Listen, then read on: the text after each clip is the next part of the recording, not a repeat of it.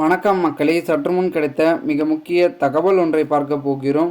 அதாவது அதிமுக கட்சி மிகவும் மோசமான நிலையில் பின்னடைவான தொகுதிகள், திடீர் பரபரப்பு. இந்த ஒரு தொகுதியை பற்றி நாம் பார்க்க போகிறோம். தகவலை பார்ப்பதற்கு முன்னதாக நீங்கள் நம்மளுடைய சேனலுக்கு புதிய பார்வையாளர்களாக இருந்தீர்கள் என்றால் மறக்காமல் நம்மளுடைய சேனலை சப்ஸ்கிரைப் செய்து வைத்துக் கொள்ளுங்கள் மக்களே.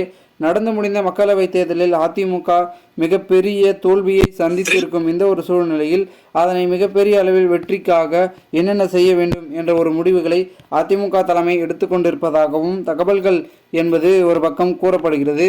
குறிப்பாக நம்மளுடைய முக்கியமாக இருக்கக்கூடிய அதிமுகவின் கோட்டையாக தென் மாவட்டங்கள் இருந்தது. ஆனால் சட்டப்பேரவை தேர்தலில், மக்களவை தேர்தலிலும் என அடுத்தடுத்து அங்கு அதிமுக தோல்வியடைந்துள்ள நிலையில் அதற்கு அப்பகுதி அதிமுக சீனியர் தலைவர்கள் இபிஎஸ்ஐ தங்கள் தலைவராக இன்னும் ஏற்கவில்லை. இதனால் அவர்கள் உள்ளடி வேலைகள் பார்த்ததே தோல்விக்கு காரணம் என்று தகவல்கள் என்பது ஒரு பக்கம் வெளியாகி கொண்டிருக்கிறது. இந்த ஒரு சூழலில் மிகப்பெரிய அளவில் இந்த ஒரு சூழல் பேசப்பட்டு கொண்டிருப்பதை காண்பித்து தமிழகத்தில் இன்னும் கூட அதிமுகவில் எடப்பாடி பழனிசாமியை ஏற்காதற்கான காரணம் என்னவென்றால், குறிப்பிட்டவர்களுக்கு மட்டும் முக்கியத்துவம் அளித்து அதிமுகவை தோல்வி அடைய வைப்பதற்கு ஒரு முக்கிய காரணமாக இருப்பவர் தான் எடப்பாடி பழனிசாமி என்று தென்மண்டலத்தில் இருக்கக்கூடிய முக்கிய புள்ளிகள் சொல்லிக் கொண்டிருக்கிறார்கள்.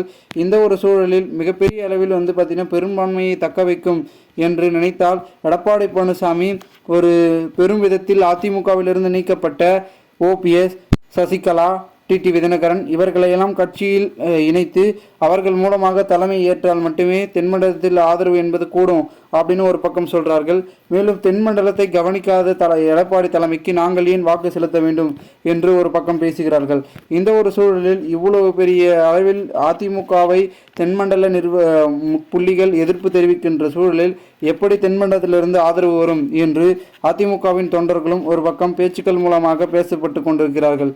மேலும் தற்சமயம் வரைக்கும் நம்முடைய அதிமுக கட்சி மிகப்பெரிய தோல்விகளை சந்தித்து வரும் நிலைமையில் அதனை மீண்டும் பெரும் அளவில் வெற்றியை பெறுவதற்கு நாம் என்ன செய்ய வேண்டும் என்ற ஒரு யோசனையில் களமிறப்பியுள்ளதாகவும் கூறப்படுகிறது.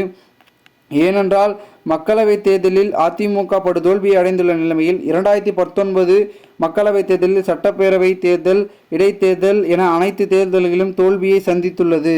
இந்த நிலையில் 2026 தமிழக சட்டப்பேரவை தேர்தல் நடைபெற உள்ள நிலையில் இந்த தேர்தலுக்கும் தோல்வியை பாதையில் அதிமுக மீண்டும் வருகை தரப்போகிறதா, இல்லை புது திட்டங்கள் வகுத்து அதிமுகவை இபிஎஸ் கட்சியை வெற்றிக்கு தயார்படுத்துவாரா என்ற சந்தேகங்களும் அதிகமாகவே எழுப்பப்பட்டிருப்பதாகவும் தகவல்கள் என்பது ஒரு பக்கம் கூறப்படுகிறது.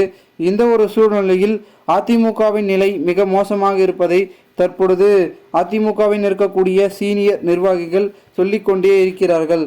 அதற்கான காரணம் என்னவென்றால், அதிமுக புரட்சி தலைவர் எம்ஜிஆர் அவர்கள் வழிவகுத்த கட்சி பெரும் ஒரு செல்வாக்கை தமிழகத்தில் பெற்றிருந்த ஒரு கட்சி என்றே நாம் கூறலாம். அப்பேற்பட்ட கட்சியை அதன் பிறகு அவர் மறைவுக்கு பிறகு செல்வி ஜெயலலிதா அவர்கள் கையில் வந்தது. அவர் மிகப்பெரிய அளவில் ஒரு முக்கியத்துவத்தை அறிந்து செயல்பட்டார்கள் என்றே நாம் கூறலாம். இந்த ஒரு சூழ்நிலையில் அடுத்து எடப்பாடி தலைமையில் அடுத்தடுத்து தேர்தல்கள் நடந்து தற்பொழுது மக்களவைத் தேர்தலே வந்துவிட்டது. தமிழகத்தில் நடந்து முடிந்த மக்களவைத் தேர்தலில் அதிமுக 7 தொகுதியில் டெபாசிட்டை இழந்துள்ளது என்பதும் குறிப்பிடத்தக்கது.